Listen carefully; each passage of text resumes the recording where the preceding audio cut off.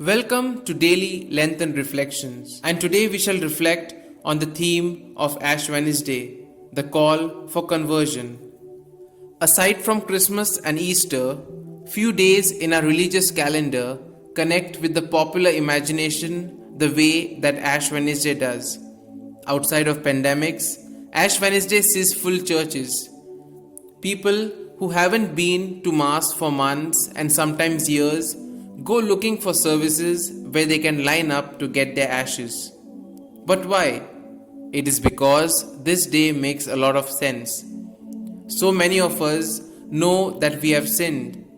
We know that we have our faults and our shortcomings. We know that we have missed the mark. We know that we have damaged relationships.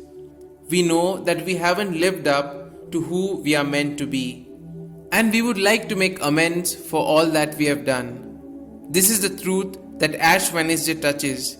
It speaks to our desire for conversion. We'd like to start over. We would like to do better. We would like to repent and to rend our hearts.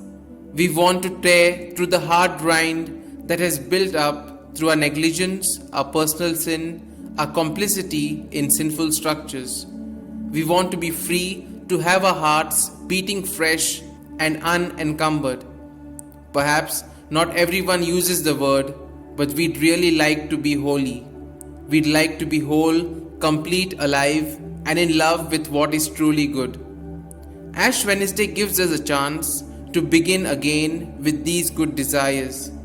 May we take it, and may our prayer, fasting, and almsgiving this season bring us more firmly into union with Christ, who is the good we long for in the flesh.